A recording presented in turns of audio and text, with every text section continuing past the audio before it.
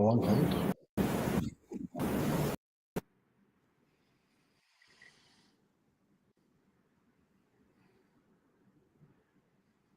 Waiting. It's like kryptonite. Mm-hmm.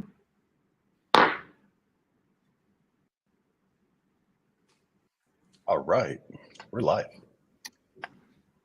Good day, everyone. Welcome to today's live session on social selling, building personal brands. I'm Rahima, marketing executive at Line Pro Dev. And is our founder, Philip Cutting. We're thrilled to have her into this crucial topic that's shaping the future of businesses and personal success. How are you today? I'm doing great, Rahima. Thank you for asking. I'm very excited to be here and discuss social selling along with how you can do your personal branding to help you in today and in the future. So this is super exciting. And I just want to say to everybody listening and following along, please like, subscribe, and comment if you'd like to see more content like this. And if you'd like to have any kind of thing specific that we can help you out with, go ahead and message that in comments or directly, and we'd be happy to have some fun. Absolutely, that is great. Let's get started, Philip. Could you begin this, and why is it becoming so in today's digital age? Sure, Rahima. So social selling is the process of using social media platforms to connect and understand and nurture relationships on with potential clients. Think of it as similar to um, so social selling is similar to network marketing in some ways. They're two different fields with a section of overlap, right? So social selling is more one-on-one or small group kind of direct communication and relationship building. And it's about really leveraging networks more directly to help find the right prospects or right employers or whatever your goal is. It's really much more targeted than selling on, for example, like Facebook, where you just run ads, right? Think more direct relationships. So it's a little different than the traditional sales process, but it still has the relationship building, the um, rapport building, and the long tail uh, one-on-one or one small group building of a personal brand in a lot of ways.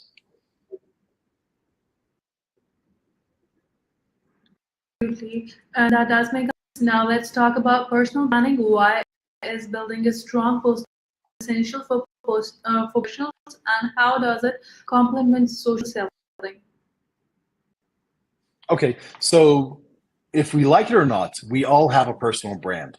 So it's important for us to control that and to develop a strong personal brand that's going to establish credibility and trust in our place in the world, right? So it's your professional identity and reputation which is going to make you stand out among the crowd in a marketplace just by making sure that you defined your values, that you are putting out some content out there in a professional manner, that you're consistent over time, right? And that not only is going to combined with social selling, it's going to help you create your identity, and it's going to make it so that when you connect with people, yeah, you have that whole long tail behind you for people to help see who you are and stand out. Absolutely correct that we have to be authentic in a certain manner, let our personality shine through in our posts and interaction. That's absolutely correct. And Philip, what are the key steps to building a strong personal brand? Okay, so you start by identifying your unique value proposition and what sets you apart, right? So it takes a little bit of introspection and looking back at your history, and sometimes this requires revealing some of your weaknesses, right? Which is kind of uncomfortable to be vulnerable, but in our weakness is also our strength, and what helps people relate to us. And I don't mean that you have to go and put out dirty laundry, right?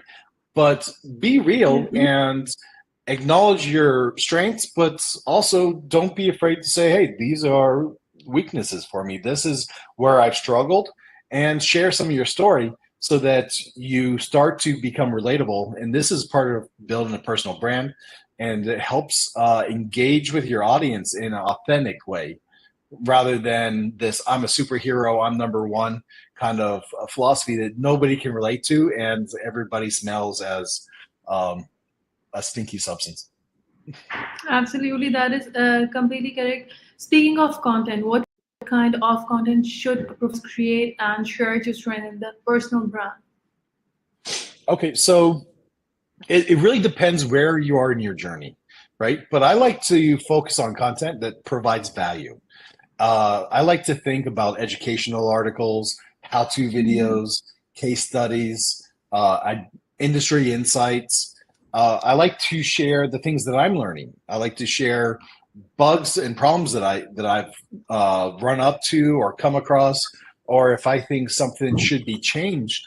For example, if Apple has a policy that I don't really love, for example, Apple's inability to use alarm type notifications, right? I think that should Exactly. be, a public facing interface.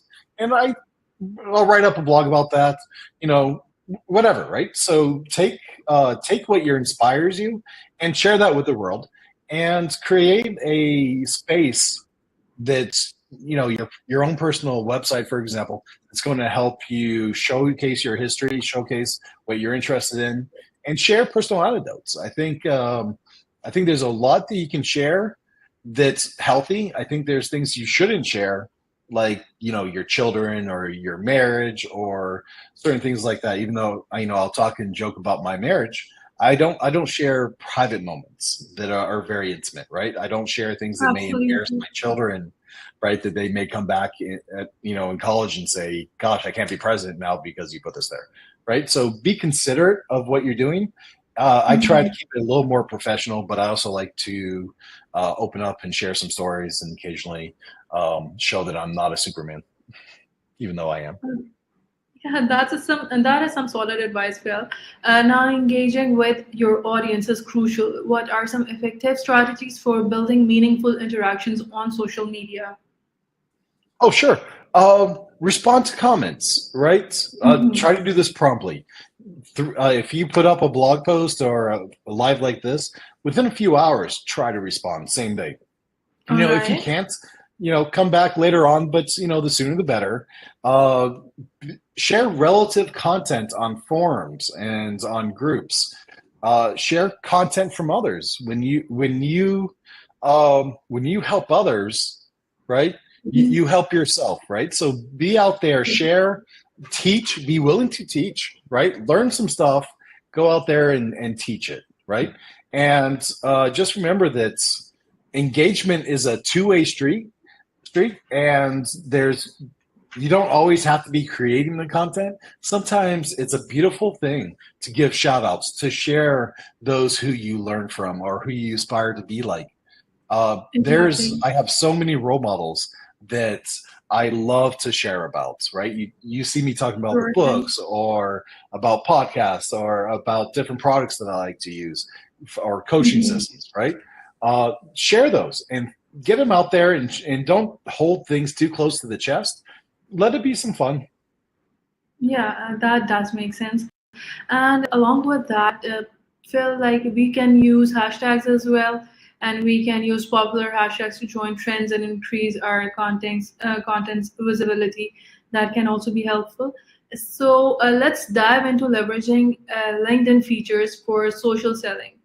Which LinkedIn features should professionals focus on to maximize their social selling efforts? Oh wow, LinkedIn is such a powerful tool nowadays. Definitely. Utilize LinkedIn Sales Navigator, right? If Mhm. if you're a thought leader, or you plan to be one, or if you are a CTO or C-level position where you're representing the company, right? You should be using uh, LinkedIn Sales Navigator to find people that are interesting and related to your industry that you might be able to help or they can help you, right? Reach out, share things with them, publish articles. Medium is also a beautiful platform to share blogs, right? LinkedIn right now is probably hating me, right? But don't just don't put everything on just LinkedIn or YouTube or Instagram, right? Look Exactly. at different platforms and see how you can provide value. Some have long running value, some have immediate intrinsic value, right? And think about the different people that you're looking to connect with and be kind of brave and learn to connect with people with diverse interests so that you get different experiences and broaden your network and have some fun. It's I'm talking a lot about fun today, apparently, but it's for me, I'm fairly introverted, right? So sometimes this whole social selling is a challenge, right? Mhm. To go out and to do these kind of live events are challenging, and sometimes just to go out there and engage is feels like a risk for me to go out and maybe be wrong about something or to be maybe offensive when I don't mean to be, right? And um, I think you don't have to be afraid of that. Go out there, communicate, share yourself, and you're going to find that more people appreciate it than who troll back. Definitely, that is absolutely correct. LinkedIn groups can also be very powerful. And how can creating and managing LinkedIn groups contribute to social selling and personal branding? Oh, such a great question. So, creating and managing LinkedIn groups positions you as a thought leader and uh, provides a platform where you can engage directly with the community that you're interested in and are interested in your niche. It fosters a sense of community that would be hard for you to show your talent and to build trust in any other way. I believe that creating communities is really the future of Mhm. everything we do because with augmented reality, with virtualization, and with remote environments, these communities are going to these targeted communities are going to really Exactly. help people solve problems faster and to be feel connected. So I think there's nothing but benefit to doing that. That does sound great, actually. It seems like a great strategy. How about using LinkedIn analytics? And how can professionals use these insights to improve their social selling strategies as you're yourself a pro in it? Oh, terrific. So LinkedIn Analytics provides valuable data on Mhm. who's engaging with your content, what Right. type of posts perform the best, and how your audience is growing. So you use these insights to help refine your content strategy, to focus on what's resonating most with your target audience, and help you identify new opportunities for engagement and connection. And by having these kind of real time or virtually real time analytics, you can easily see what people are interested in to see if your message is resonating and help you learn to speak better, communicate better. And once you start getting that connection, then you can start boosting your content and reaching broader markets. But take your time with it. And in the initial stages, learn from what you're putting on there. It's a growing experience, and analytics help you grow over time in a way that's helpful. Now, there is pitfalls in analytics, and I think Definitely. it's important for us to all try to remember why we're creating content in the first place, and hold true to yourself, your values, and the purpose of your content. Sometimes it's Mhm. not about the number of likes or comments. Sometimes it's about the quality of connection with those that you're trying to support or you're looking to interact with. Absolutely. Case studies and success stories are always inspiring. Could you share some example of professionals or businesses that have successfully used social selling and personal branding? Do you have any Oh, stories yeah. regarding that? I should do it. I know. So, for example, Neil Patel. We all know this guy. marketing genius. Love his content. He's been doing this for so long now that I was watching some of his stuff, and I believe he spends like 3 hours a day creating content. Can you imagine? My hero, right? But he consistently shares valuable content. He engages with his audience. He has like 30 people on his team helping him build content to respond to people and to support the community that he's building. This move to marketing is largely popular because of his efforts, right? So for me, he's also really a hero, right? And he's just one example, right? Jim Rowley, who leverages her platform, Jill Rowley, I'm sorry, Jill, who leverages her platform to share insights and engage with her audience, also driving her social selling success. Yeah. Just two examples. There's a lot more smaller ones that are friends and stuff, but yeah, well, those are really great examples. Well, now personal branding can look different at various career stages. Can you shed some light on how professionals can tailor their personal branding efforts based on where they are in their careers? okay, absolutely. So for early career professionals, focus on showcasing your learning skills, right? Share Uh-huh. your journey, especially if you're in college, right? And honestly, I don't know how much I love college nowadays for career development uh, because of the cost, because of how colleges, campuses become political, right? There's other ways to do that. But whatever your journey is, share it and share what you're learning, right? And as you become more professional in mid-career, you're starting to highlight case studies. You're starting to highlight experiences. You're talking about challenges that are affecting your industry and projects that you're working on. And as you become senior, you're going to start to emphasize your legacy, strategic insights. You're going to start looking at mentorship or coaching, right? Coaching is kind of a Yeah, funny one because you can start that way earlier than senior, right? right. For me, um, I am happy to hire a coach that is 2 or 3 steps ahead of me, right? I don't need to have like Jim Rohn as my coach. Met this guy, love this guy, right? But Jim Rohn is so far ahead of me that if I hired him as a coach or a mentor, maybe a mentor or a life coach, right? But as a direct coach on skills, it's almost too far ahead of me, right? So Mhm. focus on where you're at.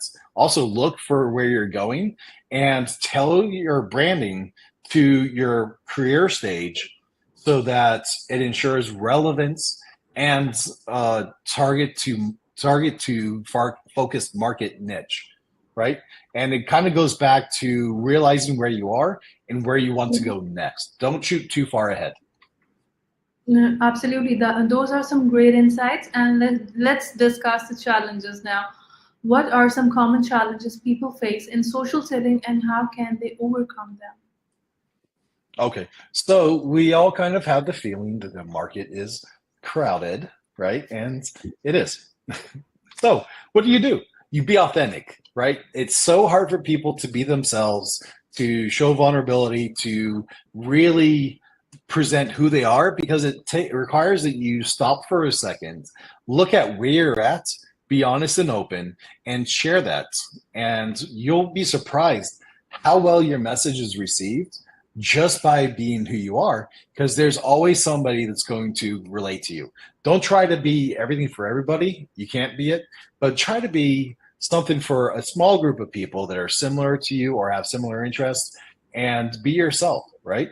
Just because people like to hire those who they relate to, who they connect to. You can be ahead of them, you can be behind them, but if you're good at what you do and your messaging on your LinkedIn, for example, is on track, the comments, the taglines, if everything is clear and somebody can look at your profile and see within a few seconds what you're about, it's going to help you stand out.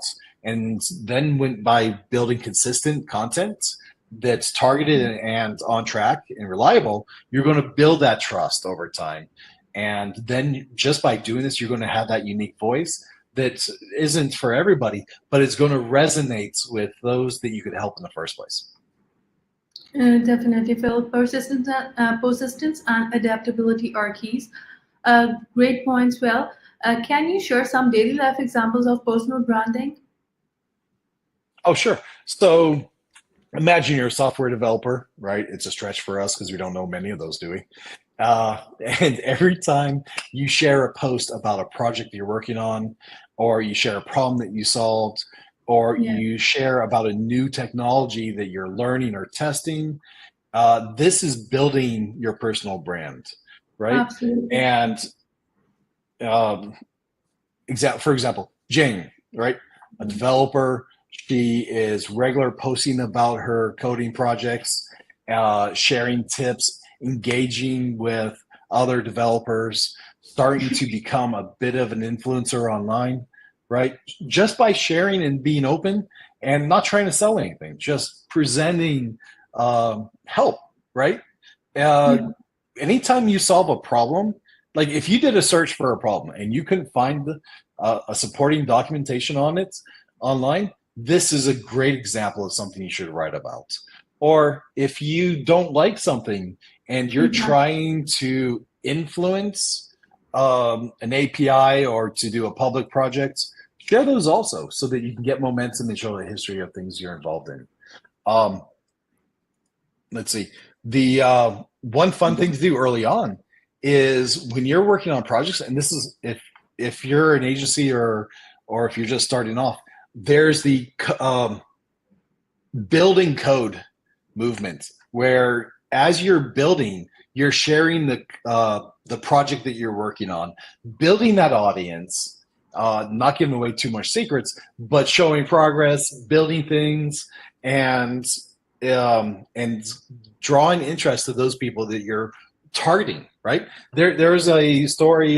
There's a sales guy that says, I can't remember who it was, but the guy goes, "Look, if your hair is on fire Mhm. and there's a guy selling a brick, right? You may look for a half of a second for a bucket of water, and if you don't see anything, you'll buy that brick to put out that fire, right? So when start by if you have such a product that you're building that's going to solve a problem like this that really has need, then share Yeah. it, and you're going to build a community personal brand and help your projects out as you go. So those are a kind of like a simple example, right? Mhm. Um, Right. Another example, John, a financial advisor, right? He Uh-huh. uses LinkedIn to share articles of financial planning, response to queries, financial advice, right, in groups, right? Because I think there's some regulations or ways he has to communicate, right? But um, John is great at sharing and get involved in communities, right? It's a lot of fun to see these guys do this. I know students that do this a lot. I won't mention any of them right now because they may feel upset that I'm calling them students, right? But I encourage this for students especially to start building this habit early on and to grow with it. I don't think anybody should be ashamed of where they're at. Just because you're learning something doesn't make you any less valuable than a guy that's been doing it a long time. It just shows you where you are on the journey for this particular technology, and it helps people really join in and have fun with you. And And definitely it can those. lead to speaking opportunities. Yeah. Definitely, that absolutely works. And Phil, now we are having some questions from the side of our audience. The first one is, I get the concept of social selling, but what if I'm more of an introvert? Can I still make it work without feeling like a social butterfly? That's a fun question. I am far from a social butterfly, so I would say yes. Yeah, you don't have to worry about it, right? The Mhm. you don't events like this are hard and you grow into it, right? Where you're doing these kind of live interviews. But if you have a friend that you can talk with just on a podcast, you don't even have to show your face, right? It's nice if Right. you do, but you can just do a podcast, talk with a friend, start with Yeah, something simple, things you're comfortable with, right? And then kind of absolutely. grow into it. With a little bit of Yes. practice, you'd be surprised how comfortable it becomes. And I do understand the pain of listening to your voice sometimes. I think the worst thing I ever hear is my own voice. I know my wife can agree with that sometimes. So I understand the struggles, but don't be shy, right? It's just a matter of saying, "Hey, I'm going to get out there. I have a valuable opinion. I am a valuable person, right? And there's going to be people that appreciate that candor and the effort that you took to get over your own hurdles. And I commend you, right? For an introvert, I can say from personal experience, it's a challenge. I'd wish I did this earlier in my journey. Absolutely, that is a great advice. Do you have any tips for balancing being professional and being yourself on social media? Sometimes I feel like I'm juggling two personalities. Great question. That's a great question. If you feel that way, you're doing it wrong, right? Take a step back and say, what am I holding back, and why am I holding that back? There, even if you're weird, right? If there's something about you that's quote unquote weird or awkward, maybe you run with that, right? The Chris Do talks about your 2-word personal brand, right? And it's a coin between a negative and a positive. So it might be like Brandma. If you guys have heard the Brandma, Phyllis, oh my goodness, I can't remember Phyllis's last name. Love this woman. I think she's called the Brandma, and I can't remember what her tagline was, but it's like um, branding bitch or something like that, right? And it's kind of dark, it's kind of heavy, right? But she's a beautiful woman. She's such a great heart, and she's straight to the point. There's no BS with her, right? So don't worry about the kind of awkwardness that you are. People will connect with that, right? There's always an audience for you. Just make sure you understand your values and start from there, and be yourself. There's no point to hide things because people will find out. If you go into a job and you don't present yourself, right, and you hide your personal values, there's going to be 2 problems. First is you're not going to be satisfied with the culture. Second is the culture may not fit you because you, in effect, lied to the people in the process. So realize that you have interest. There's probably a lot of other people that have that interest. And if you don't believe it, do a search for that. See how many people have a community based around that. And if there's not a community about it, maybe you should build your own and see how people respond. Nothing wrong with trying to build a community with low commitment. Don't do lifetime memberships, right? But build a community and see what kind of response you get. You may be pleasantly surprised about how much people really appreciate your strangeness. That is some solid advice, and those are great words. The next question from the audience is, Phil, if I start creating content today, how long before I become LinkedIn famous? Asking for a friend. I obviously became LinkedIn famous in like 25 seconds, right? So I was instant hit. No, it's a good question. It takes time to be recognized in the algorithms. It's depending on the size of your audience and the interest that you are. A shortcut to this is LinkedIn has questions that people are asking, and you can look at those and start responding to those, and that's going to help you get you LinkedIn famous quicker.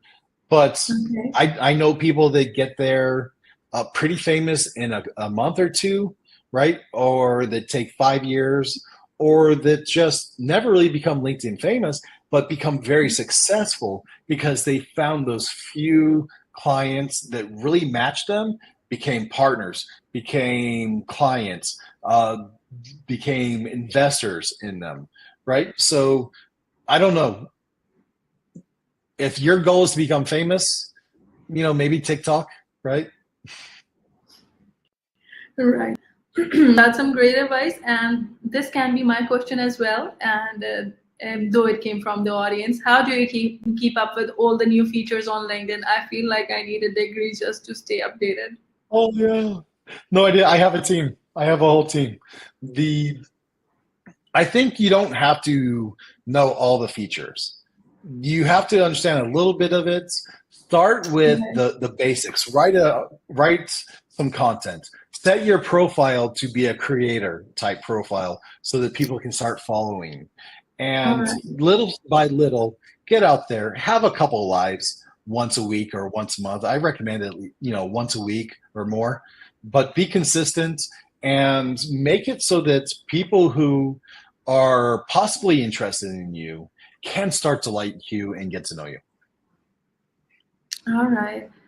That did answer the question. And the next one from the audience is, what's the most surprising interaction or opportunity you've received through social selling? Did anyone offer you a unicorn? People I've are gotten coming some up with really cool projects. Yeah, exactly. yeah. Yeah. So I've gotten some cool projects from LinkedIn. The Mhm. what I think what I like best about LinkedIn is the collaboration that I get with people that are so much better than me in some things that I can really appreciate them and say, wow, wow, guys, this is awesome. Joanna, this is amazing. Rima, this is amazing. Look at what you did here, right? And enjoy that. Part of our journey to success is in celebrating the beautiful things that our colleagues do and sharing some of the things that we do. And that tends to, over time, become more reciprocal. But it's also a real pleasure to meet people and create relationships. I like LinkedIn because it's more professional, right? Facebook, you won't see a whole lot of interaction from me because I don't do a lot of like foo-foo personal selling playing stuff, right?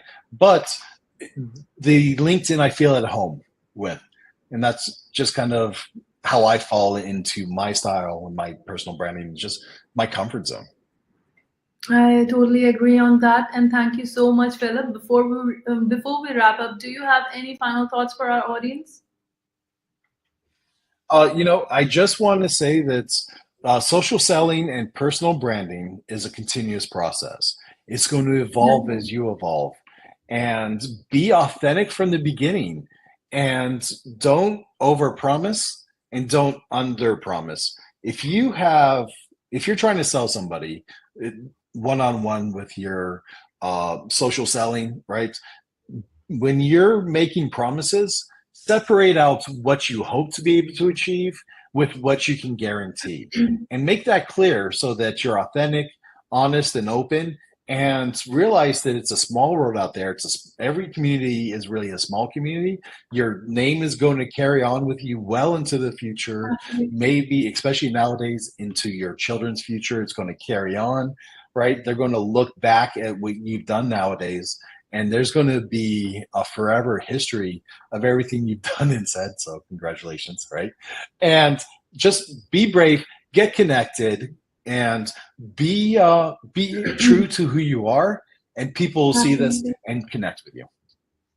Definitely. Those are some great advices. Thank you all for participation and your engaging questions. Please like, share, subscribe, and follow us on LinkedIn, Facebook, and YouTube for more insightful questions and sessions. Until next time, keep innovating and stay curious. Thank you, everybody. Take Take care. care.